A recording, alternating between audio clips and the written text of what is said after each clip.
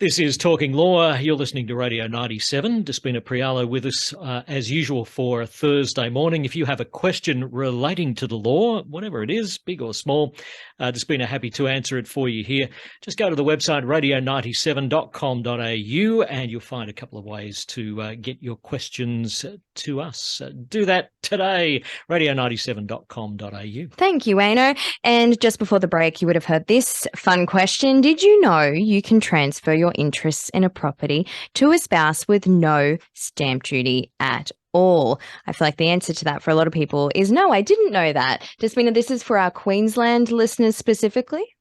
Yes, it is. And I really love this because I love telling people about exemptions for stamp duty that are valid and are lawful. And stamp duty is a massive source of revenue for Queensland and for any state really in Australia. So if you can not pay stamp duty, I think that's a win. Woo, good news. So, and because stamp duty is huge in any state, but particularly in Queensland, we have some of the biggest stamp duty rates actually across Queensland and for property transactions. So I suppose the general basic premise is to tell people and remind them, of course, most property transactions in Queensland are dutiable and therefore stamp duty is payable. Stamp duty is a source of, it's a tax, right? So it's a tax you pay to the government that you never get back, you never see again, it's gone. Right? Sometimes you can get things reassessed and sometimes you can get a refund in very exceptional circumstances, but geez, it takes a while to get that refund back. So they're not keen to part with it. They don't want to let it go. Yes, so once it's gone, it's gone. Now, this is a really interesting one, and we're talking about an exemption that has been around for a very long time, but not a lot of people, I don't think, are aware of it because I get asked this question, randomly at different times of the year, and we've done quite a few of these, and it's so easy to do. So if you are if you own property, right, and you want to transfer an interest in that property to your spouse or de facto spouse, or even it extends to civil partnerships, okay, so same-sex relationships, then you can transfer it, your interest in that property to that person, right, that I just mentioned, and there's no stamp duty. There's no stamp duty, but there are always conditions, okay? So we're going to talk about the conditions. Yeah, there are conditions. Okay. So let's go through those. So first of all, the transfer has got to be by way of gift. Now you're sort of thinking, okay, what does that mean? So meaning when you transfer an interest in your property, you're not making your partner pay for that. that interest.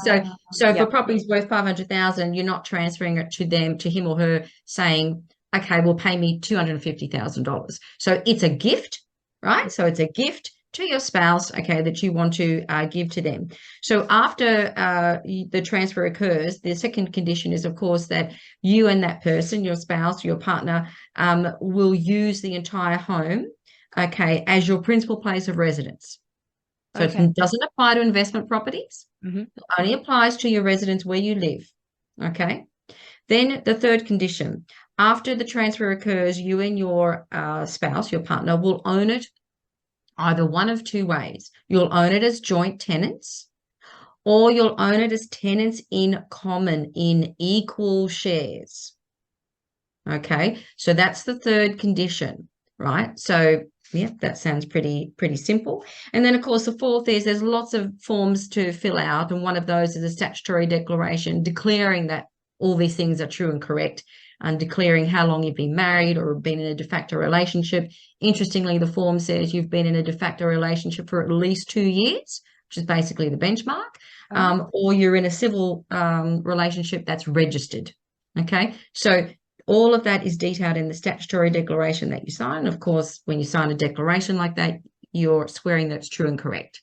Yeah. So if you go through all that and you tick all the boxes, then the transfer can be done relatively easy. We do it all the time. And now because PEXA and electronic transactions are mandated in Queensland, it is done super fast. Yeah, super fast. So the only thing is, of course, to watch out if you've got an existing mortgage, for example, on your property, then you'll want the bank to obviously consent. As I said, it's relatively easy for them to do so. Okay, so is this the sort of thing that would happen on a regular basis? Actually, yes. And I've got some great examples just to put it in perspective for people about, well, how does this apply to me, or can it apply to me, and how would it work?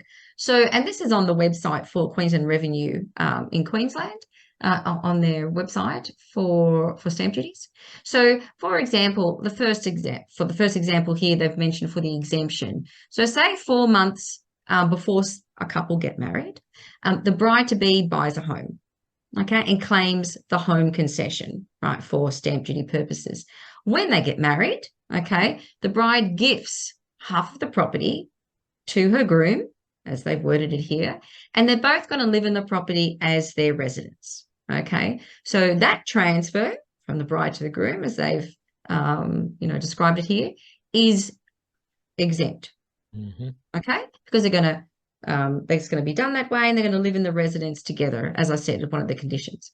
Another example, a wife owns 75% of the family home and the husband owns 25% as tenants in common. For whatever reason, different percentages in the property. So the wife decides, you know what, I'm going to gift 25% to my husband. So they own it each as tenants in common in equal shares. So they each own 50-50. So that is also exempt. Does that make sense? 100%. Yeah, but let's talk about an example where it doesn't apply, just as a contrast. Yeah, so people understand. So a mother and son buy an apartment as tenants in common in equal shares, say 5 years ago. The son resides in the property with his de facto partner. Okay, and the son then wants to transfer half of his interest to his partner, right? So they own that half interest together, and the mother still retains her half. But the exemption won't apply there because the entire residence is not occupied by all three, mother, son, de facto, as the principal place of residence. Yeah, so you can imagine, I mentioned that example because in family situations, you can get all sorts of different scenarios happening. So just to be really clear, involves couples, de factos, married couples, civil partnerships. You're transferring part of an interest to your partner. You own it as tenants in common in equal shares, so 50-50, or you own it as joint tenants. It's got to be your primary residence, can't be for investment property. Yeah. So all of those things, if you tick that box, happy days, you can transfer it. And I've had couples sometimes say the husband's owned a property for 40 years.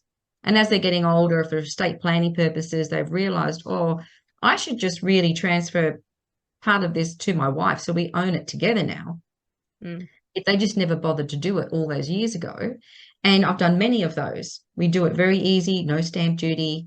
Something's free in this world. So I think, from a tax take perspective, advantage of it. Yeah, from a tax perspective, it's free. And I think that's they should take advantage. Yes. Yeah, which is great news after we just did a 10-minute segment on spur costing.